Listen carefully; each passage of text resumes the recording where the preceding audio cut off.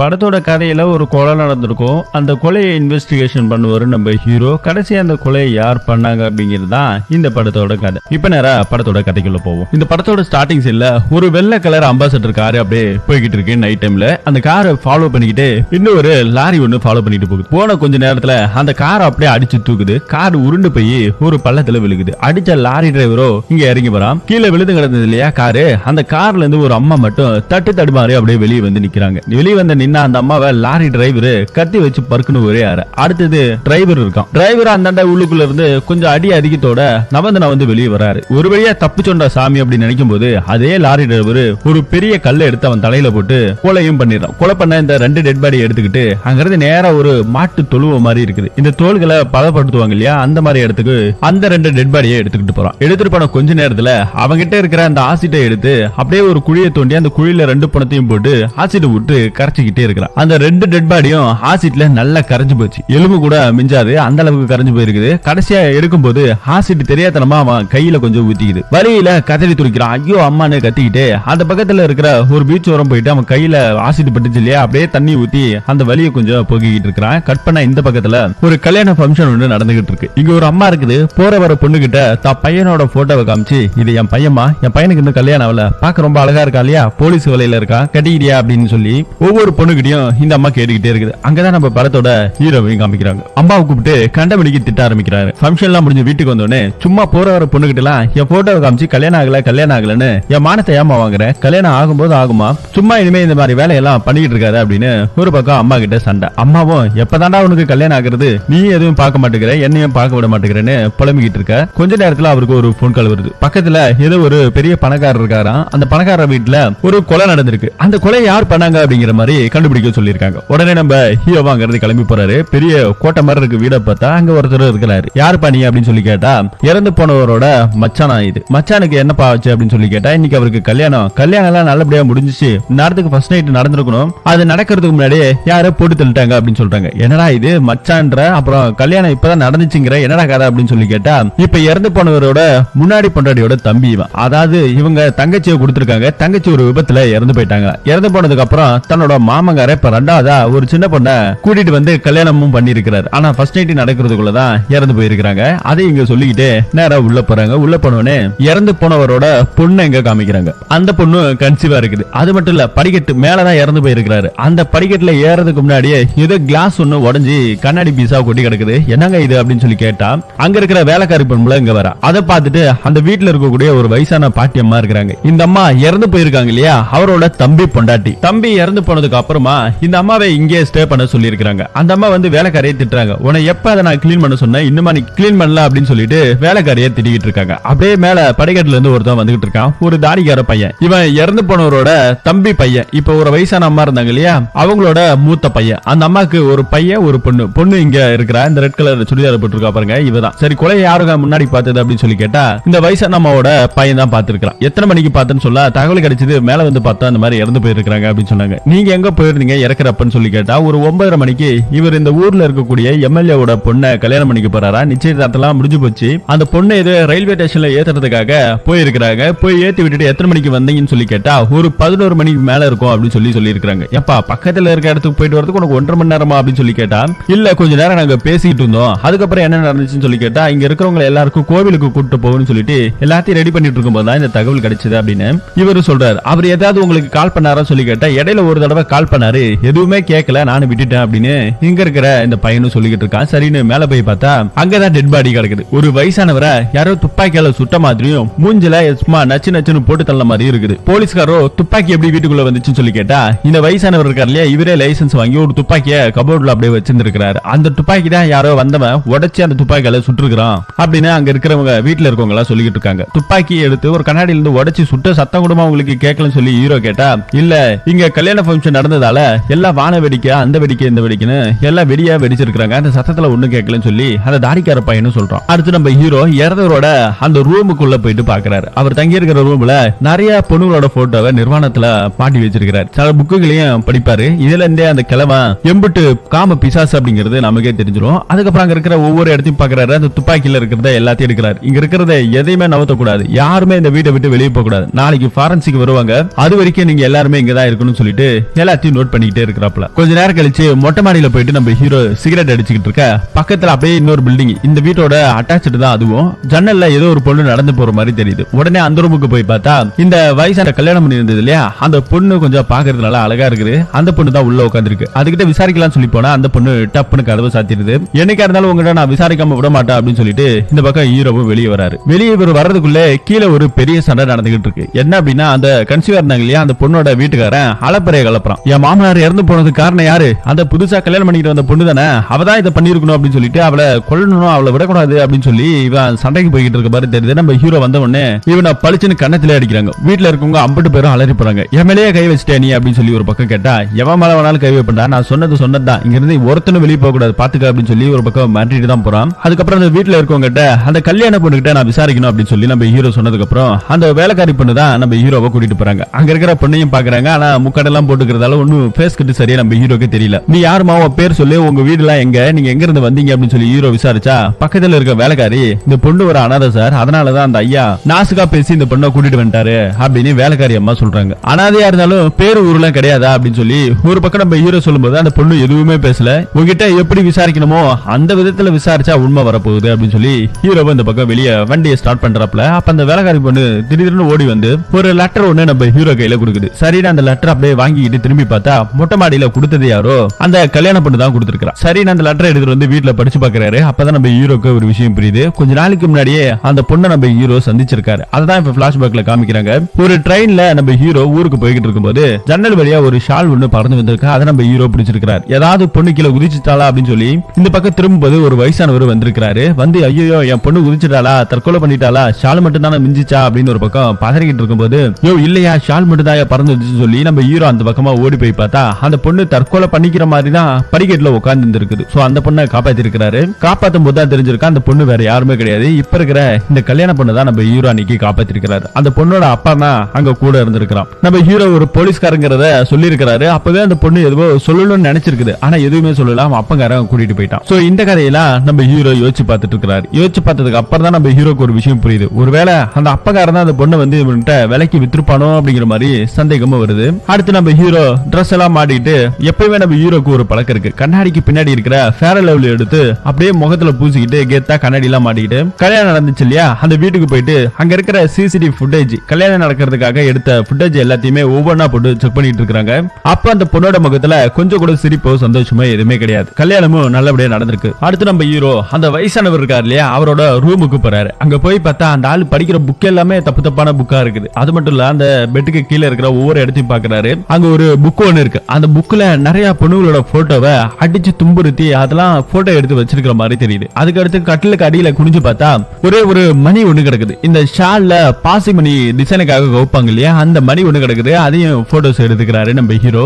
அங்க இருந்து அப்படியே வெளியே வராப்ல. வெளியே வந்து பார்த்தா ஒரு துப்பாக்கி எடுத்துக்கிட்டு அங்க இருக்கிற இந்த கல்யாண பொண்ணு வளர்த்த பூனையை சுடுறதுக்காக ஒருத்தவன் இருக்கிறான். நம்ம கல்யாண பொண்ணுக்கும் அங்க இருக்கிற ஆளுக்கும் பயங்கரமான சண்டை நடக்குது. நம்ம ஹீரோ தான் வந்து மறிச்சு விடுறாரு. அதுல ஒருத்தவனை தெரியாதனமா அடிச்சிட்டாரு. எம்எல்ஏ கை வச்சிட்டீங்களா, இந்த தடவை உங்களை நான் சும்மா விட மாட்டேன்னு சொல்லி அந்த கன்சீவா இருந்த பொண்ணோட புருஷன் கட்சியில இருக்காப்ல, நான் எம்எல்ஏ சொல்லி உன் சீட்டை நீங்க கிளிக்கிறேன் பாரு அப்படின்னு சொல்லி எம்எல்ஏக்கு போன போட்டு நடந்த கதையை எல்லாத்தையும் சொல்லிட்டு இருந்திருக்காரு. ஹீரோக்கு தைரியம் அதிகம். நீ எம்எல்ஏ சொல்லி எவன்ட வேணாம் சொல்றா, அதை பத்தி எல்லாம் எனக்கு ஒண்ணு கவலை இல்லைன்னு சொல்லிட்டு கல்யாண பொண்ணை பாக்குறதுக்காக திரும்ப நாசுக்கா அந்த வீட்டுக்குள்ள போறாரு. அப்ப அந்த பொண்ணு கிட்ட பாக்கும்போது உனக்கு இதுதான் நடந்துச்சா, என்ன நடந்துச்சு கொஞ்சம் டீடைலா சொல்லணும் போது அந்த பொண்ணு ட்ரெஸ் கழட்டி முதுக காமிக்குது. அப்பதான் தெரியுது அந்த வயசானவன் என்ன இதுக்கு முன்னாடி கூட்டிட்டு வந்து கொஞ்சம் கொஞ்சமா சித்திரவதை பண்ணா. என் அப்பன் தான் பணத்துக்கு வித்துட்டு போயிட்டான். என்னையே கல்யாணம் பண்ணி இன்னும் முழுசா சித்திரவதை பண்ணணும்னு அந்த கிழமை முடிவு பண்ணிட்டான். ஆனா அதுக்குள்ள நல்ல வேலையா அவனே செத்து போயிட்டான் அப்படின்னு இந்த பொண்ணு சொல்லிக்கிட்டு இருக்கு. நம்ம ஹீரோவும் கிட்ட வந்து கொலை பண்ணது யாரு, நீயா இருந்தா கூடமே நான் உன்னை அரெஸ்ட் பண்ணுவேன் அப்படின்னு நம்ம ஹீரோவும் சொல்லிட்டு அங்க இருந்து கிளம்புறாரு. அடுத்தது எம்எல்ஏ வராங்க. எம்எல்ஏ வந்த உடனே நம்ம ஹீரோவெல்லாம் கூப்பிடுறாங்க. கூப்பிட்டு என்னையா இந்த ஆளுக்கு மேலே கை வைக்கிறியா அப்படின்னு சொல்லி ஒரு பக்கம் திட்டிட்டு இருக்கும்போது எம்எல்ஏக்கு கொஞ்சம் கூட மரியாதை இல்லாம நான் என் டியூட்டி தான் செய்யறேன், முடிஞ்சா இங்க வச்சுக்கோங்க இல்லனா டிரான்ஸ்பர் பண்ணி விட்டுருங்க, எனக்கு ஒன்னும் பிரச்சனை இல்லை அப்படின்னு நம்ம ஹீரோ கொஞ்சம் தைரியமா பேசுறாரு. இன்னொரு பக்கத்துல அந்த இறந்து போன வயசானவரோட டெட் பாடியை வச்சு போஸ்ட்மார்ட்டம் பண்ணிட்டு இருக்காங்க. இறந்து ஒரு 10 to 12 மணிக்குள்ளதான் இறந்துருக்கணும் அப்படின்னு பாரன்சிக்ல சொல்லிட்டு இருக்காங்க. இங்க நம்ம எஸ்ஐ ஹீரோவும் பேசிக்கிட்டு இருக்காங்க. ஒருவேளை அந்த பெரியவரை கொன்னது அந்த கல்யாண பொண்ணா இருக்குமோ, ஏன்னா அவ்வளவுதான் அந்த ஆளு ரொம்ப துன்புறுத்தி இருக்கான், அதெல்லாம் தாங்கிக்க முடியாம தான் அந்த பொண்ணு கொலை பண்ணிருக்கணும் அப்படின்னு ஹீரோ கிட்ட எஸ்ஐ சொல்லிட்டு இருக்காரு. எதுவா இருந்தாலும் விசாரிக்கணும், ஆதாரம் இல்லாம எதையும் நம்ம நிரூபிக்க முடியாது இல்லையா அப்படின்னு ஒரு பக்கம் ஹீரோவும் சொல்லிக்கிட்டு இருக்காப்ல. உயர் அதிகாரி ஹீரோவை கூப்பிட்டு உனக்கு எதுக்கே எம்எல்ஏ கூட இவ்வளவு வாக்குவாதம், பேசாம அந்த ஆளுகிட்ட சாரி கேட்டு ஒழுங்கா இங்க இருக்கிற வழியே பாரியா அப்படின்னு ஒரு பக்கம் சொல்லிட்டு போறாரு. நைட் டைம்ல ஹீரோ வீட்ல இருக்காப்ல. அப்ப அவருக்கு ஒரு போன் கால் வந்திருக்குது. இறந்து போனவரோட மொபைல் நம்பர் யார்கிட்ட இருந்து எங்கெங்கெல்லாம் போன் போயிருக்கு அப்படிங்கிற மாதிரி விசாரிக்க சொல்லியிருக்காங்க. அது மட்டும் இல்லாம அந்த கொலையை முன்னாடி பார்த்தது அந்த இறந்து போனவரோட தம்பி பையன் தான் பார்த்திருக்கான். சோ அவனோட மொபைலையும் ட்ராக் பண்ண சொல்லியிருக்காங்க. அப்படி ட்ராக் பண்ணதுல அந்த பையனுக்கு மட்டும் நைட் டைம்ல டெய்லி ஒரு 10 to 11 மணிக்குள்ள ஒரு போன் கால் வந்துகிட்டே இருந்திருக்குது. அந்த நம்பர் யாரோடதுன்னு செக் பண்ணதுல அந்த நம்பர் இருந்ததோட பேருமே அந்த வயசானவரோட பேர்ல தான் இருந்திருக்குது. சோ அவரு ஏன் டெய்லி இவனுக்கு கால் பண்ணணும் அப்படின்னு சொல்லிட்டு ஹீரோக்கு ஒரு சந்தேகம் வருது. ஆனா அதே மாதிரி அந்த பையன் கிட்ட விசாரிக்கும் போது அவனும் சொல்லிருப்பான் இல்லையா, எனக்கு நைட் டைம்ல ஒரு கால் வந்தது ஆனா எதுவுமே சரியா கேட்கல அப்படின்னு. இதெல்லாம் ஒரு பக்கம் நம்ம ஹீரோக்கு சந்தேகத்தை உண்டாகுது. இந்த சந்தேகத்தின் பேர்ல அந்த பையனுமே அரெஸ்ட் பண்ணிடுறாரு நம்ம ஹீரோ. அவனை கஸ்டடியில வச்சு விசாரிக்கிறாரு. என் மேல ஏன் சார் சந்தேகப்படுறீங்க, நானும் இந்த கொலையை பண்ணல அப்படின்னு ஒரு பக்கம் அவன் சொல்ல, நீ தான் இந்த கொலையை பண்ணிருக்கணும், ஏன்னா அன்னைக்கு நீ தான் சம்பந்தமே இல்லாம போன் வந்ததுன்னு சொன்ன, ஒருவேளை நீயா பின்வழியில போயிட்டு அவரை கொலை பண்ணிட்டு நான் கொலை பண்ணல அப்படின்னு கூட நீ சொல்லிருக்கலாம் அப்படின்னு ஒரு பக்கம் நம்ம ஹீரோ அவனை சந்தேகப்படுறாரு. அதே நேரத்துல நான் கொலை பண்றதுக்கான எந்த ஒரு எவிடன்ஸ் இல்ல, முடிஞ்சா எவிடன்ஸ் இருந்தா என்ன அரெஸ்ட் பண்ணி கஸ்டடியில வச்சுக்கோங்க அப்படின்னு அவன் கொஞ்சம் தைரியமா சொல்றான். வீட்டுல சில இடத்துல சிசிடிவி ஃபுட்டேஜ் இருக்கு, வேணும்னா அதை கூட நான் தரேன் அப்படின்னு அவனும் தெளிவா சொன்னதால அந்த ஃபுட்டேஜ் இப்ப நம்ம ஹீரோ எடுத்து வந்து செக் பண்ணி பாக்குறாங்க. நைட் டைம்ல அந்த கொலை நடக்கிறதுக்கு முன்னாடி அதே நைட்டு கரண்ட் கட் ஆயிருக்கு. அந்த கரண்ட் கட் ஆன அந்த நேரத்துல தான் அந்த வீட்டுல இருக்கிற வேலைக்காரி பொண்ணு ஒரு லேந்தர் லைட்டை எடுத்துக்கிட்டு மேல போயிருக்கா. சோ அவதான் இந்த கொலையை பண்ணிருக்கணும் அப்படின்னு இப்ப சிசிடிவி ஃபுட்டேஜ் மூலமா தெரிஞ்சு போச்சு. அடுத்து நம்ம ஹீரோ அந்த வேலைக்கார பொண்ணோட வீட்டுக்கு போறாங்க. அந்த பொண்ணு கிட்ட போயிட்டு விசாரிக்கிறாங்க. நைட் டைம்ல கொலை நடக்கிறதுக்கு முன்னாடி நீதான் அந்த லேந்தர் லைட்டை எடுத்துக்கிட்டு போயிருக்க, நீதான் அந்த வயசானவரை கொலை பண்ணிருக்கிறியா அப்படின்னு அந்த பொண்ணு கிட்ட விசாரிச்சா அந்த பொண்ணு பயங்கரமா இருக்குது. எனக்கு இந்த கொலைக்கு எந்த சம்பந்தமே கிடையாது, அப்ப அன்னைக்கு நைட்டு நீ எதுக்காக போன, அங்க நீ என்ன பார்த்த அதை சொல்லு அப்படின்னு சொல்லி கேட்டா அந்த பொண்ணு அதையும் சொல்ல மாட்டேங்குது. இதை நான் சொன்ன அப்படின்னா என் உயிருக்கே ஆபத்து இருக்குது, ஏற்கனவே என் அப்பா நிலைமையும் அப்படிதான் போச்சு, இன்னைக்கு ஏன் நிலைமையும் இப்படி போயிடக்கூடாது அப்படின்னு அந்த பொண்ணு ஒரு பக்கம் அழுக ஆரம்பிக்குது. என்ன நடந்துச்சு, உங்க அப்பாவா அப்படின்னு சொல்லி கேட்டா, படத்தோட ஆரம்பத்துல ஒரு அம்பாசிடர் கார் டிரைவரை ஒருத்தவன் தலையில கல்ல போட்டு கொலை பண்ணான் இல்லையா, அந்த இறந்து போன கார் டிரைவர் வேற யாரும் இல்ல, இந்த பொண்ணோட அப்பா தான். அன்னைக்கு நடந்த விபத்துல என் அப்பா எப்படி இறந்தாரு, என் அப்பாவோட டெட் பாடியாவது கண்டுபிடிச்சு கொடுங்கன்னு போலீஸ்காரங்கள்ட்ட இந்த பொண்ணு கெஞ்சி இருக்குது, கூத்தாடி இருக்குது. ஆனா டெட் பாடி கூட கிடைக்கல, அவரு இருக்காரா இல்லையான்னு கூட தெரியல அப்படின்னு இந்த பொண்ணு சொல்லிக்கிட்டு இருக்க, வேற வழி இல்லாம அந்த பொண்ணை ஃபோர்ஸ் பண்ண முடியாது. அங்கிருந்து கிளம்பி நம்ம ஹீரோ வராரு. போலீஸ் ஸ்டேஷனுக்கு வந்து கார் நடந்த விபத்து இருந்தது இல்லையா, அந்த கேஸ் ஃபைல திரும்பவும் ரீ ஓபன் பண்றாரு. விபத்துல சிக்கன அந்த கார் இப்ப எங்க இருக்குன்னு கேட்டு அந்த அட்ரஸுக்கு போயிட்டு நம்ம ஹீரோ பாக்குறாரு. காரு அப்பளம் போல நொறுங்கி கிடக்குது. அப்போ அந்த நொறுங்கி கிடக்கிற காரையும் பாக்குறாரு. உள்ள ஏதாவது எவிடன்ஸ் கிடைக்குதா அப்படின்ட்டு விபத்து நடந்த அந்த பகுதியில எவிடன்ஸா கலெக்ட் பண்ணது ஒரு பொட்டியிலுக்குள்ள கிடக்குது. அந்த பொட்டியில இருந்து சில எவிடன்ஸ் எடுத்து பாக்குறாரு. அதுல ஒரு லாரியோட நம்பர் பிளேட் உடைஞ்சு போய் கிடக்கிறத பாக்குறாரு. அதுல ஒரு சிம்பிளோட இருக்குது, ஒரு பிராண்டோட நேம் இருக்குது. அந்த பிராண்டோட நேம் வேற யாரும் கிடையாது, அங்க இருக்கிற மாடுகள் இருக்கு இல்லையா, அந்த மாட்டோட தோலை பதப்படுத்துற ஏத்திக்கிட்டு போற வர ஒரு லாரியோட போர்டு தான் அது. சோ இப்ப அந்த இடத்துக்கு நம்ம ஹீரோ போறாரு. அங்க வேலை பார்க்கறவங்கள்ட்ட கேட்டா இது எல்லாத்தையும் மெயின்டைன் பண்றவன் பக்கத்துல ஒரு கசாப் கடையில இருக்கிறான், அவனை நீங்க போயிட்டு கேட்டீங்க அப்படின்னா எல்லா உண்மையும் தெரியும் அப்படின்னு வேலை பார்க்கற அந்த ஆளு நம்ம ஹீரோ கிட்ட சொல்றது. அடுத்து நம்ம ஹீரோ அந்த கறிக்கடையில இருக்கிறவன காமிக்கிறாங்க. சோ படத்தோட ஆரம்பத்துல ஒருத்தர் கள்ள தூக்கி போட்டான் பாத்தீங்களா, அவனை தான் இங்க காமிக்கிறாங்க. கறியை வெடிக்கிட்டு இருக்கான். அவங்க கிட்ட போயிட்டு நம்ம ஹீரோ விசாரிக்கிறாரு. அவனும் கொஞ்சம் திமிரா பதில் சொல்றான். இந்த கொலைக்கு எங்களுக்கு எந்த சம்பந்தமும் கிடையாது, இந்த லாரி வேற யாரும் இல்ல, எம்எல்ஏ ஓடதுன்னு சொல்லி எம்எல்ஏ சப்போர்ட் எனக்கு இருக்குது அப்படின்னு அவனோட பேச்சு திமிரிலே தெரிஞ்சிருச்சு. வேற எதுவும் பண்ண முடியல. இவன் தான் அக்யூஸ்ட், இவன் தான் இதெல்லாம் பண்ணிருக்கணுமோன்னு ஒரு பக்கம் நம்ம ஹீரோக்கு டவுட். ஆனா இவன் தான் கள்ள தூக்கி போட்டு கொலை பண்ணா அப்படிங்கிற அளவுக்கு நம்ம ஹீரோ கண்டுபிடிக்கல. அங்க இருந்து அப்படியே வெளியே வந்துகிட்டு இருக்காரு வண்டியில. அடுத்து எம்எல்ஏ மேல் இடத்துல இருந்து அதிகாரிகள் எல்லாமே நம்ம ஹீரோவை கூப்பிட்டு, ஏப்பா அந்த பொண்ணு அவதான் கொலை பண்ணிருக்கணும், அந்த வயசானவரை பேசாம அவளை அரெஸ்ட் பண்ணிடா அப்படின்னு கல்யாண பொண்ணை அரெஸ்ட் பண்ண சொல்லி இந்த கேஸ முடிக்க சொல்லி உத்தரவு போட்டுக்கிட்டு இருக்காங்க. ஆனா கொலையாளி யாரு அப்படிங்கறத கண்டுபிடிக்காம யார் மேல கேஸ் போடுறது அப்படின்னு ஒரு பக்கம் ஹீரோவும் அங்க வாக்குவாதம் நடக்குது. அதே நேரத்துல திரும்பவும் அந்த கொலை நடந்த வயசானவரோட வீட்டுக்கு நம்ம ஹீரோவும் அங்க இருக்கிற ஒரு எஸ்ஐயும் வந்துகிட்டு இருக்காங்க.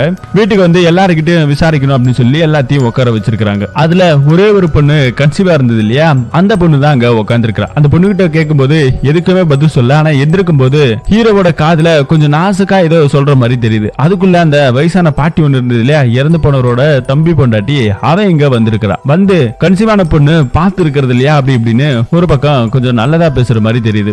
கூடவே அந்த வயசான பாட்டியோட பொண்ணுமே நிக்கிறா. அப்பதான் கூட இருக்கிற அந்த பிரெக்னண்டா இருந்த பொண்ணு கொஞ்சம் கத்தி பேச ஆரம்பிக்குது. இதுக்கு எல்லாத்துக்குமே காரணம் வேற யாரும் கிடையாது, இவங்க தான். கல்யாணம் ஐயா உங்க புருஷன் இறந்தப்பவே அவங்க இந்த வீட்டை விட்டு போயிருக்கணும், இங்கவே இருந்துகிட்டு எல்லாத்தையும் இங்கே பண்ணிக்கிட்டு இருந்தா இந்த மாதிரி தான் நடக்கும் அப்படின்னு ஒரு பக்கம் அந்த கன்சீவா இருக்கிற பொண்ணு கத்த ஆரம்பிச்சிருச்சு. திரும்ப ஜெனரலா இங்க விசாரிச்சுட்டு போறாரு. அடுத்தது அந்த கள்ள தூக்கி போட்டு குழப்பினான் இல்லையா படத்தோட ஆரம்பத்துல, அவன் என்ன பண்றான் அப்படின்னா அந்த வேலைக்காரி பொம்பளைய பாக்குறதுக்காக வந்திருக்கான். அவன் வீட்டுல ஏதோ நோட்டை விட்டுருக்கான். நோட்டை விட்டுட்டு போகும்போது கூட அந்த வயசான பாட்டி பாக்குது. ஏன்னா வேலைக்காரி பொண்ணு எதையோ சொல்லணும், ஆனா சொன்னா என் உயிருக்கு உத்தரவாதம் இல்லைன்னு சொன்னா இல்லையா, ஒருவேளை அந்த விஷயம் இவங்களுக்கு தெரிஞ்சு போச்சு. வேலைக்காரிய சோழிய முடிக்கணுங்கிறதுக்காக ஏதாவது பிளான் பண்றாங்களா என்னன்னு ஒண்ணும் புரியல. ஹீரோ நல்லா தூங்கிட்டு இருக்காரு போல.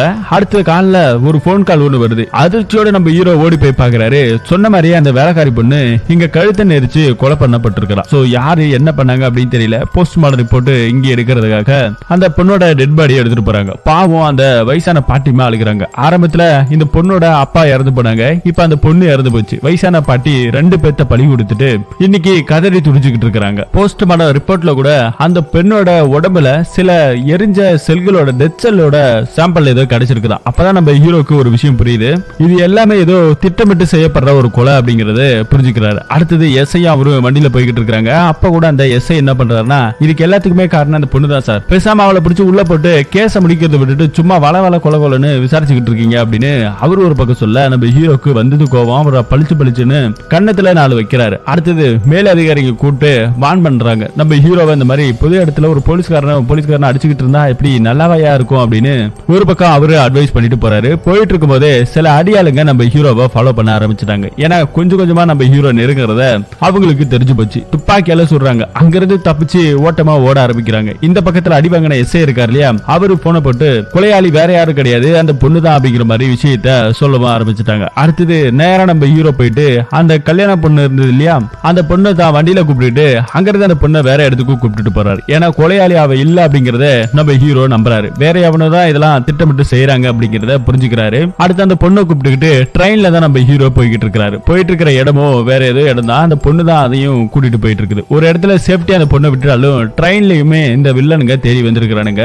பயங்கரமான சண்டை நடக்குது. அங்க இருந்து எல்லாத்தையும் அடிச்சு தூக்கி போட்டு அந்த பொண்ணு வேற இடத்துக்கு கூட்டு வந்திருக்காங்க. வந்திருக்கிற ரிசார்ட்டும் அந்த வயசானவர் இறந்து போனார் இல்லையா, அவருக்கு சொந்தமான ரிசார்ட். அவ்வளவு எளிமையா இந்த இடத்துக்கு வந்துட முடியாது. சீக்கிரட்டான பிளேஸ் இது. அங்கதான் இந்த பொண்ணு கூட்டு வந்திருக்கா. ஏன்னா இந்த இடம் தான் இவங்களுக்கு சேஃப். அந்த பொண்ணு நம்ம ஹீரோவை காதலிக்கிற மாதிரி ஒரு பக்கம் ரொமான்ஸ் போயிட்டு இருக்கு. இன்னொரு பக்கத்துல இறந்து போன பொண்ணு இருக்கா இல்லையா, அவளோட உடம்புல டெட் செல் எல்லாம் கிடைச்சிருக்குது. அந்த டெட் செல் யாரோடது அப்படிங்கிற மாதிரி எல்லாம் கேட்டுட்டு இருக்கும்போது ஒரு கை ஆசிடாலோ இல்ல தீயினாலோ எரிஞ்சு கருகி போனது இல்லையா, அந்த மாதிரியான டெட் செல் தான் இந்த பொண்ணோட உடம்புல கிடைச்சிருக்கு அப்படின்னு ஃபாரன்சிக்ல சொல்லியிருக்காங்க. இதையும் நம்ம அடிவாங்கின எஸ்ஐக்கு தெரிய வருது. அப்பதான் நம்ம எஸ்ஐயே புரிஞ்சுக்கிறாரு, இது வேற யாருமே கிடையாது, அந்த கசாப்பாடியில கறிவெட்டுறவன் தான் அப்படிங்கிற மாதிரி அவன் அங்கிருந்து வெளியே வரும்போதும் தெரியுது. சோ போலீஸ்காரங்களே எம்எல்ஏக்கு கூட இருக்கிற அல்ல கைதான் இவன். சோ அதனால இவனை வெளியே விட்டுறாங்க. பெருசா அரெஸ்ட் பண்ணல. இந்த அநியாயத்தெல்லாம் பார்த்து இவரால சும்மா இருக்க முடியல. எம்எல்ஏவோட போட்டோவையும் கொலை பண்ணவன் அவனோட போட்டோவும் ஒன்னா இருக்கிற மாதிரி எடுத்துட்டு போயிட்டு அந்த இறந்து போன பொண்ணோட பாட்டி கிட்ட, இத பாரு பாட்டி, உன் பேத்திய கொலை பண்ணது கொலைக்கான காரணமும் இவனுங்க தான். சோ இங்க இருக்கிறான் பாருங்க, கை எரிஞ்சு போன மாதிரி, இவன் தான் உன் பேத்திய கொலை பண்ணிருக்கான் அப்படின்னு சொல்லி போட்டோவை காமிச்சு விட்டுட்டு போறாங்க. இருந்தாலும் எங்களால எதுவும் பண்ண முடியாது, சட்டமே அவனுக்கு கையில இருக்குது, உன்னால முடிஞ்சா உன் வெறிய தீத்துக்கோ அப்படின்னு சொல்லி அந்த போலீஸ்காரரு சொல்லிட்டு போறாரு. இதெல்லாம் ஒரு பக்கம் இருக்க, இந்த பக்கம் ரிசார்ட்ல இருக்கிற நம்ம ஹீரோவை காமிக்கிறாங்க. ஹீரோயின் கொண்டு வந்திருக்கிற அந்த பேக்ல அவளோட டிரெஸ் ஏதோ சில பல எடுக்கிறாரு. அதுல ஒரு ஷால் இருக்குது. அந்த ஷால்ல இருக்கிற மணியும் படத்தோட ஆரம்பத்துல இன்வெஸ்டிகேஷன் பண்ணும்போது நம்ம ஹீரோக்கு ஒரு மணி கிடைச்சிருக்கும் அந்த இறந்து போனவரோட வீட்டுல. சோ அந்த மணியும் ஒரே மாதிரி இருக்குது. ஹீரோக்கு வந்தது கோவம். அடி பாவி, உன்னை நான் எவ்வளவு நல்லவன் நினைச்சேன், ஆனா நீயே தான் அந்த பெரியவரை கொலை பண்ணிருக்கிறியே, எவிடன்ஸ் இதா இருக்குது பாரு அப்படின்னு சொல்லி அதை காமிச்சு அவ கழுத்தை பிடிச்சு நெரிக்க ஆரம்பிக்கிறாங்க. உன்னை நம்பி இன்னைக்கு என் வேலையே போனாலும் போயிடு போல இருக்கு அப்படின்னு அடிக்கும் போது நான் கொலை பண்ணல அப்படின்னு திரும்ப அந்த பொண்ணு அதை தான் சொல்லிக்கிட்டு இருக்கா. அப்போ இன்னைக்கு என்னதான் நடந்துச்சு, ஒழுங்கா என்கிட்ட உண்மையை சொல்லிடு அப்படின்னு சொல்லி கடைசியா நம்ம ஹீரோ கேட்கும்போது தான் நம்ம கல்யாண பொண்ணு உண்மையை சொல்ல ஆரம்பிக்கிறா. அன்னைக்கு நைட்டு என்ன நடந்துச்சு அப்படின்னா, அந்த இறந்து போனவரோட பேர்ல ஒரு சிம் கார்டு வாங்கி இந்த பொண்ணு கிட்ட கொடுத்திருப்பாரு.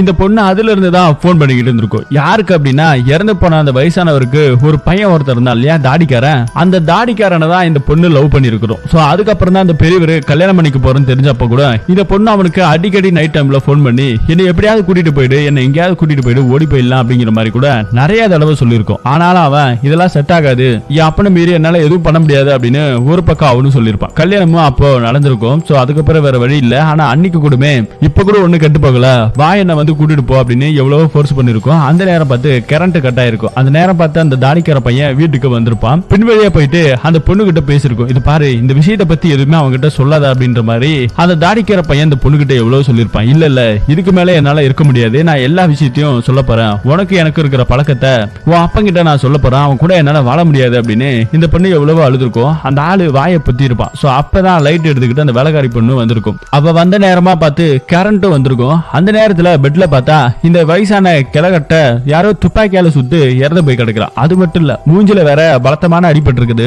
சோ வேலைக்கார பொண்ணு, இந்த தாடிக்காரன், கல்யாண பொண்ணு, இந்த 3 பேரும் தான் ஒன்னா பாத்துருக்காங்க. ஆனா கொலையை யாரும் பண்ணல. ஒவ்வொருத்தவங்க மூஞ்சா பாத்துக்கிட்டு இருக்காங்க. இங்க இருந்தா கண்டிப்பா நம்மளா மாட்டிக்குவோம், அவங்க வேலையை பார்த்துட்டு போங்க, இதை யாரு பார்த்த மாதிரி ஒண்ணு பெருசா காட்டிக்காதீங்க, நான் பாத்துக்கிறேன் அப்படின்னு சொல்லிட்டு தான் எல்லாரையும் அனுப்பின பிறகு இந்த தாடிக்கார பையன் அப்படியே எதுவுமே தெரியாத மாதிரி எல்லாருக்கும் கோவிலுக்கு கூட்டு போற மாதிரியும் கூட்டு போயிருப்பான். சோ அன்னைக்குதான் இந்த மாதிரி நடந்திருக்கு அப்படிங்கறத இந்த பொண்ணு அழுதுகிட்டே சொல்லுது. அடுத்து நம்ம ஹீரோ இன்வெஸ்டிகேஷன் பண்ணும்போது அந்த வீட்ல இருந்து, இறந்து போனவரோட வீட்ல இருந்து ஒரு லெட்டர் மாதிரி ஒண்ணு கிடைச்சிருக்கும், மெடிக்கல் ரிப்போர்ட். அந்த மெடிக்கல் ரிப்போர்ட்டை இப்ப ஓபன் பண்ணி பாக்குறாரு. அதுல யாருக்கோ கருகலப்பு செஞ்ச மாதிரி இருக்குது. அட்டெண்டர் பேர்ல இறந்து போன அந்த வயசானவர் இருக்கார் இல்லையா, அவரோட பொண்டாட்டியோட பேர் தான் போட்டிருக்காங்க. சோ அதை எடுத்துக்கிட்டு அவங்க மச்சாங்கிட்ட போயிட்டு இந்த மாதிரி உங்க அக்கா ஏதோ கருகலப்புலாம் பண்ணிருக்காங்க, இதை பத்தி உனக்கு தெரியுமான்னு சொல்லி கேட்டா, அது மாதிரி எனக்கு எந்த ஐடியாவும் கிடையாது, அதுவும் இல்லாம அட்டெண்டர் பேர்ல என்னோட அக்கா பேரை போட்டிருக்காங்க, அப்ப செஞ்சது யாரு, அதை ஏதோ மறைச்சிருக்காங்க, இதுல ஏதோ ஒரு பொய் இருக்கு அப்படின்னு அங்க இருக்கிற ஆளு சொல்றான். அடுத்தது நம்ம ஹீரோ சும்மா இல்லாம ரெசார்ட்டுக்கு போறாரு. அங்க இருக்கிற வேலையாளர்கள் எல்லாம் போயிட்டு இந்த வயசானவர் எப்படி அப்படின்னு சொல்லி விசாரிக்க ஆரம்பிக்கும் போது அவங்களும் போலீஸுக்கு பயந்து சில உண்மைகளை சொல்ல ஆரம்பிக்கிறாங்க. இந்த வயசானவாளு கட்டையில போற வயசுல கன்னி பெண் வேணுங்கிற மாதிரி அப்பப்ப இந்த ரிசார்ட்டுக்கு ஒரு பொண்ணை கூட்டிட்டு வருவான் சார், அது மாதிரி நிறைய பொண்ணுகளை கூட்டிட்டு வருவாங்க, அது வழக்கம். ஆனா அதே மாதிரி அவங்க வீட்டுக்காரங்க முதல் சம்சாரம் எங்க கிட்டே அவருக்கே தெரியாம எப்பப்பெல்லாம் யாரெல்லாம் கூட்டிட்டு வராங்களோ எங்களுக்கு இன்ஃபர்மேஷன் கொடுக்கணும் அப்படின்னு சொல்லிருப்பாங்க. நாங்களும் வேற வழி இல்லாம அதெல்லாம் சொல்லி விடுவோம். அப்படிதான் ஒரு நாள் ஒரு சின்ன பொண்ணை கூட்டிட்டு வந்தாரு அந்த ஆளு, அப்போ நாங்க சொல்லிட்டோம் சார் அப்படின்னு ஒரு பக்கம் வேலைக்காரங்க சொல்றாங்க. கூட்டிட்டு வந்த பொண்ணு இப்ப இருக்கிற கல்யாணம் பண்ண அவளா அப்படின்னு சொல்லி கேட்டா, இல்ல சார் இந்த பொண்ணு கிடையாது, அது ரொம்ப சின்ன பொண்ணா இருந்தது சார் அப்படின்னு அங்க வேலை பாக்குறவங்க சொல்றாங்க. சரின்னு இப்போ நம்ம ஹீரோ பாத்ரூம் போயிட்டு மூஞ்செல்லாம் கழுவிட்டு வழக்கம் போல ஃபேர் லவ்லி போடுவாரு இல்லையா, கண்ணாடிக்கு பின்னாடி கைய வச்சிடறாரு தெரியாதனமா. அப்ப அங்க ஒரு ஸ்கூலோட பெல்ட் ஒண்ணு கிடைக்குது, அதாவது சிம்பிள் ஒண்ணு கிடைக்குது. அந்த சிம்பிள் எடுத்துட்டு இது ஏன் இங்க வந்துச்சு அப்படின்னு சொல்லிட்டு ஒரு சந்தேகம் பேர்ல அந்த ஸ்கூல்ல போயிட்டு விசாரிக்க ஆரம்பிக்கிறாங்க. ஏன்னா வேலைக்காரனுக்கு வேற சின்ன பொண்ணு நானுங்க இல்லையா, இப்ப ஸ்கூல்ல போயிட்டு விசாரிக்கிறாரு. அப்ப நம்ம ஹீரோக்கு சில தகவலும் கிடைக்குது. அடுத்து கல்யாண வீட்டுல நடந்த அந்த சிசிடிவி ஃபுட்டேஜ திரும்பவும் பிளே பண்ணி பாக்குறாரு. அதுல இறந்து போனவரோட தம்பி பொண்டாட்டி இருந்தா இல்லையா, அவளோட பெண் குழந்தை ஒண்ணு இருந்தது, சின்ன பொண்ணு. அந்த பொண்ணு தான் பாத்துக்கிட்டே இருக்காரு. கல்யாணம் ஆரம்பிக்கும் போது ஒரு ரெட் கலர்ல ஷால் எல்லாம் போட்டிருந்தா, அதுக்கப்புறம் வேற ட்ரெஸ் மாத்தி இருக்கிறான். என்னவோ அவளோட முகத்துல ஒரு பயமும் தடுமாற்றமும் இருக்குது. இதெல்லாம் ஒரு பக்கம் இருக்க, இன்னொரு பக்கம் அதிகாரிங்க எல்லாருமே கல்யாண பொண்ணை இங்க கூப்பிட்டு வர சொல்லி இருக்காங்க. ஏன்னா அந்த பொண்ணு மேல ஏதோ சந்தேகம் இருக்குது, இனிமேல் நீ அவளை ஒளிச்சு வைக்க முடியாது, எதுவா இருந்தாலும் கோர்ட்ல ஆஜர்படுத்தணும் அப்படின்னு சொல்லிருக்காங்க. அதனால அவளை போலீஸ்காரங்க கஸ்டடியில கூட்டிட்டு போகும்போது கூட இந்த வில்லனுங்க கேங் திரும்பவும் வந்துருச்சு. அந்த ஆசிட் கை பட்டவனும் திரும்பவும் நம்ம ஹீரோயினை ஃபாலோ பண்ணிக்கிட்டு துப்பாக்கியால சுடுறதுக்காக வந்திருக்காங்க. அந்த நேரம் பார்த்து நம்ம ஹீரோவும் போந்து ஹீரோவும் துப்பாக்கி சுட, அவளும் துப்பாக்கி சுட, அவனுங்க ஆளுங்களை எல்லாத்தையுமே நம்ம ஹீரோ கொல்ல, அங்க இருந்த அந்த ஆசிட்ல கைப்பட்டவன் மட்டும் தப்பிச்சு ஓடிக்கிட்டே இருக்கிறான். அவனை துரத்திக்கிட்டே போறாங்க. ஆனா எந்த பக்கமா எங்க போனா அப்படிங்கிறது தெரியல. உடனே திரும்ப நம்ம ஹீரோயினை கூப்பிட்டு ஹீரோவும் இந்த பக்கம் போயிடுறாரு. அதுக்கப்புறம் அந்த ஆசிட் பட்டவன் அவனோட வீட்டுக்குள்ள நுழைஞ்ச உடனே யாரோ மேல பெட்ரோலை ஊத்துற மாதிரி தெரியுது. யாருன்னு பார்த்தாதான் இறந்து போன ஒரு பொண்ணு இருந்தா இல்லையா, கழுத்து நெரிச்சு கொலை பண்ண வேலைக்காரியோட பாட்டி, அவங்க தான் இந்த பெட்ரோலை ஊத்தி இருக்காங்க. இவனை பழி வாங்கியே ஆகணுங்கிறதுக்காக ஒவ்வொரு நிமிஷமும் இவனை ஃபாலோ பண்ணி காத்திருந்து இன்னைக்கு இவன் சோழியை முடிக்கிறதுக்காக அவன் மேல பெட்ரோலை ஊத்தி அங்கவே கொளுத்தியும் விட்டுறாங்க. அவன் உயிரோட எரிஞ்சு சாம்பல் ஆகிறான். அதை பார்த்து இந்த வயசான பாட்டி சிரிக்கமா ஆரம்பிக்குது. இன்னொரு பக்கம் நம்ம ஹீரோவை காமிக்கிறாங்க. நம்ம ஹீரோ நிறைய இன்வெஸ்டிகேஷன் பண்ணிருப்பாங்க. இப்ப இறந்து போனவரோட வீட்டுல திரும்ப விசாரிக்கிறதுக்காக வந்திருக்காங்க. அந்த இடத்துல எம்எல்ஏவும் இருக்கிறாங்க, ஏகப்பட்ட பேர் இருக்கிறாங்க. அப்ப எம்எல்ஏவை பார்த்து இது எல்லாத்துக்கும் காரணம் நீங்க தான் சார், உங்களோட அடியாளுங்க தான் இந்த பொண்ணை கொலை பண்றதுக்காக வந்திருக்காங்க, சோ இது எல்லாத்துக்குமே காரணம் நீங்களா அப்படின்னு ஒரு பக்கம் நம்ம ஹீரோ விசாரிக்கிறாரு. பதிலுக்கு எம்எல்ஏவோ, என்னையா அங்க சுத்தி இங்க சுத்தி கடைசியில இந்த கேஸை என் தலையில பிடிக்கலான்னு பாக்குறியா, இன்னைக்கே உன் சீட்டை கிளிக்கிறோம் பாரு, உன்னை தூக்கி எங்க போடுறோம் பாரு அப்படின்னு ஒரு பக்கம் சொல்லிக்கிட்டு இருக்காரு. ஆனாலும் நம்ம ஹீரோ பயப்பில்ல. இவ்வளவும் பண்ணிட்டு எல்லாத்தையும் தெரியாத மாதிரி நடிக்காதீங்க, நீங்களும் உங்க சம்பந்தி சேர்ந்து போட்ட திட்டம் தான் இது அப்படின்னு ஒரு பக்கம் சொல்லிக்கிட்டு இருக்கும் போதுதான் இங்க நம்ம ஹீரோ சில உண்மைகளை விசாரிச்சாரு இல்லையா, அதை இங்க சொல்ல வர்றார். ஸ்கூல்ல போயிட்டு விசாரிக்கும் போது அந்த இடத்துல ஒண்ணு சொல்லிருப்பாங்க. அது என்ன அப்படின்னா, இந்த வயசான கலகட்ட அந்த ரிசார்ட்டுக்கு யாரை கூட்டிட்டு போனாலும் உடனே இன்ஃபர்மேஷன் சொல்ல சொல்லி அங்க இருக்கிற ஆளுங்க இந்த வயசான கலகட்டியோட பொண்டாட்டிக்கு போன் பண்ணி சொல்லிருப்பாங்க. அப்ப இவன் கூட்டிட்டு போயிட்டு ஒரு சின்ன பொண்ணு கூட தப்பா இருந்துகிட்டு போட்டோஸ் எல்லாம் எடுத்துட்டு இருக்கான். அந்த பொண்ணு வேற யாருமே கிடையாது, இந்த இறந்து போன கிழவனோட தம்பி பொண்டாட்டி இருக்கிறார் இல்லையா, அவளோட பெண் குழந்தை தான் அந்த கிழவன் கூட்டிட்டு போயிருப்பான். இன்னைக்கு இல்ல நேத்து இல்ல, பழக்கமா நிறைய தடவை இந்த மாதிரி பண்ணிருக்கான், அபியூஸ் பண்ணிருக்கான். திருப்ப முறை வேணும், ஆனாலும் எந்த மாதிரியா பண்ணிக்கிட்டு இருக்கான் பாருங்க இவன். சோ இந்த விஷயத்தெல்லாம் பார்த்து அவனோட பொண்டாட்டி அங்க வந்திருப்பாங்க. பார்த்தோன்னே அவங்களுக்கு பேர் அதிர்ச்சியா இருக்குது. இது பெருசு பண்ண சேட்டையில அந்த சின்ன பொண்ணு கன்சீவ் ஆயிருக்கிறா. கன்சீவ் ஆனதுக்கு அப்புறமும் ஸ்கூல்ல இந்த விஷயம் தெரிஞ்சு போச்சு. அதுக்கப்புறம் கார்டியனை கூப்பிட்டு இந்த மாதிரி சொல்லியிருக்காங்க. அப்ப கூட யாரு போயிருக்கிறா பாருங்க, இந்த வயசான கிழவன் தான் போயிருப்பான். அப்பவும் வெளியே யாருக்கும் தெரியாம சீக்கிரட்டா சீக்கிரட்டா கருவை கலைச்சிருக்கான். அப்பதான் பொண்டாட்டியோட பேரை அட்டெண்டர்ல போட்டிருக்காரு இந்த வயசான கலகட்ட. இப்படி ஏகப்பட்ட விஷயம் அந்த பெண்ணுக்கு நடந்திருக்குது. ஆனா இது எல்லாமே இந்த வயசான கிழவிக்குமே தெரியும், அதாவது பாதிக்கப்பட்ட பொண்ணோட அம்மாவுக்குமே தெரியும். ஆனாலுமே அவங்க தெரிஞ்சுக்காத மாதிரி இருந்திருக்காங்க. இது எப்படி தெரியும்னா, அப்பவே அந்த கிழவனோட மொத பொண்டாட்டி போனை போட்டு இங்க இருக்கிற கிழவி கிட்ட போன் போட்டு சொல்லிருக்கணும், இந்த மாதிரி உன் பொண்ணை என் வீட்டுக்காரன் அபியூஸ் பண்றான், இனிமேல் இவன் கூட என்னால குடும்பம் நடத்த முடியாது, அவனை போலீஸ்ல மாட்டி விட்டுட்டு நான் எங்க வீட்டுக்கு போறேன் அப்படிங்கிற மாதிரி எல்லா விஷயத்தையும் சொல்லிருப்பாங்க அந்த பாட்டி கிட்ட. ஆனாலும் அந்த பாட்டி தான் பொண்ணு இந்த மாதிரி அபியூஸ் பண்ணிட்டாங்கிற கோபப்படல, ஆத்திரப்படல. தான் சொத்தெல்லாம் போயிடுமே, பேசாம அவளை கொலை பண்ணிட்டோம் அப்படின்னா இந்த கிழவன் செத்ததுக்கு அப்புறம் இந்த ஒட்டுமொத்த சொத்து நமக்கு வந்துடும் அப்படின்னு சொத்தாசையில இது பெருசா ஒண்ணும் விடாம அந்த ஊர் எம்எல்ஏவை இவங்களுக்கு ரொம்ப பழக்கம். ஏன்னா அம்பட்டு சொத்து இருக்குது இங்க, அதனால அடிக்கடி வந்து போற இடத்துல இந்த கிழவிதான் ஒரு ஐடியா கொடுத்திருக்கு எம்எல்ஏ கிட்ட. இது பாரு, இந்த மாதிரி நடந்திருக்குது, இந்த கிழவன் செத்ததுக்கு அப்புறம் ஒட்டுமொத்த சொத்து என் பையனுக்கு தான் வரும், என் பையனுக்கு உன் பொண்ணை கல்யாணம் பண்ணி வச்சிடலாம், கல்யாணம் பண்ணி வச்சுட்டா சொத்துல பாதி உனக்கு எனக்கு அப்படிங்கிற மாதிரி ஒரு டீலிங்க போட்டிருப்பாங்க. அந்த மாதிரி டீலிங் இங்க போயிட்டு இருக்கும். சோ இதெல்லாம் நடந்ததுக்கு அப்புறம் தான் எம்எல்ஏவோட அடியால விட்டு அந்த கார் டிரைவரையும் அந்த வயசான அம்மாவையும் கொலை பண்ணி வச்சிருப்பாங்க. சோ இந்த விஷயம் இப்ப நமக்கே தெரிய வருது. இது எல்லாத்தையுமே அந்த கிழவியும் எம்எல்ஏவுமே ஓப்பனா வெளிப்படையா சொல்ல ஆரம்பிச்சிட்டாங்க. இது நாங்க தான் பண்ணோம் அப்படின்னு சொன்னதுக்கு அப்புறம் இங்க இருக்கிறவங்க எல்லாருமே பாக்குற பார்வையே கொஞ்சம் வித்தியாசமா இருக்குது. அதுக்கப்புறம் என்ன நடந்துச்சுன்னு சொல்லி அந்த சின்ன பொண்ணு கிட்ட கேட்டா அந்த பொண்ணு சின்ன ஒரு பிளாஷ்பேக் ஆரம்பிக்குது. ஒரு நாள் கல்யாணம் நடக்க போற அன்னைக்கு அந்த பொண்ணு மேல போயிருக்குது, அந்த கிழவனை பாத்துருக்குது. இன்னும் எத்தனை பெண்ணோட வாழ்க்கையில இந்த மாதிரி நீ விளையாடுவா அப்படின்னு சொல்லி கேட்கும்போது, என்னடி நீ என்ன கேள்வி கேட்கிறியா, நீ எல்லாம் ஒரு அசிங்கம் தெரியுமா, இங்க பாரு நான் உன்னை விட இன்னும் அழகான சூப்பரான ஒரு பொண்ணை இப்ப கல்யாணம் பண்ண போறேன், நீலாம் அசிங்க எச்ச, என் மூஞ்ச பார்த்து பேசுறதுக்கு உனக்கெல்லாம் என்ன தகுதி இருக்கு, நாட்டுக்கு நீ எல்லாம் தூக்க மாட்டி செத்துருக்கணும்படி போய் சாவரி அப்படின்னு ஒரு பக்கம் லிப்டிக் எல்லாம் திரும்ப அழிச்சு அந்த பொண்ணை ரொம்ப இன்சல்ட் பண்ணிருப்பான். இதெல்லாம் தாங்கிக்க முடியாம அந்த பொண்ணு போயிட்டு தான் கபோர்ட்ல இருந்த அந்த துப்பாக்கிய உடைச்சு அப்படியே கையில எடுத்துட்டு வந்து இவனை சுட்டிருக்கும். சுட்டது மட்டும் இல்லாம அவன் மூஞ்சில அதே துப்பாக்கியால அடிச்சிருக்கும். சோ எவிடன்ஸ் எதுவும் மாட்டிக்க கூடாது அப்படிங்கிறதுக்காக தான் போட்டிருந்த ஷால் எல்லாம் தொடச்சு பிங்கர் பிரிண்ட் எதுவும் கிடைக்காத அளவுக்கு பக்காவா பிளான் பண்ணி எடுத்துட்டு போயிருக்கும். சோ அப்ப கூட அந்த வீட்டுல ஒரு பேக் இருந்திருக்கும், அதுதான் இந்த கல்யாண பொண்ணோட பேக். சோ அதுல இவளோட ஷாலை வச்சுட்டு வேற ஒரு ட்ரெஸ் மாத்திக்கிட்டு இருந்திருப்பா. சோ அதுக்கப்புறம் தான் மாட்டினாலும் அந்த பொண்ணு தான் மாட்டுவா அப்படிங்கிற மாதிரி பக்காவா பிளான் போட்டிருக்கிறா இந்த சின்ன பொண்ணு. இப்போ இவ்வளவு கதை நடந்திருக்குது. இப்பவும் நம்ம ஹீரோ அந்த சின்ன பொண்ணு கிட்ட,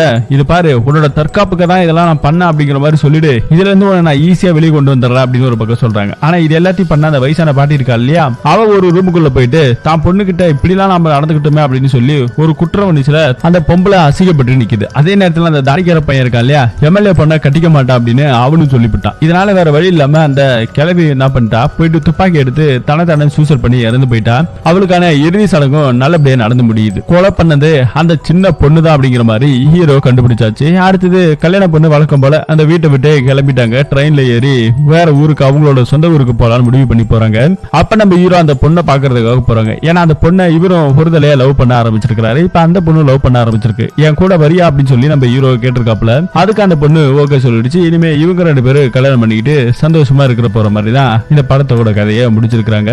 இந்த படத்தோட கதை எப்படி இருக்கு அப்படிங்கறத கமெண்ட் செக்ஷன்ல நீங்க சொல்லுங்க. இது மாதிரியான இன்ட்ரெஸ்டிங்கான கதையை தெரிஞ்சுக்கணும்னா பறக்காம நம்ம சேனலை சப்ஸ்கிரைப் பண்ணி சப்போர்ட் பண்ணுங்க. மீண்டும் ஒரு நல்ல படத்தோட கதையில சந்திப்போம். தேங்க்யூ.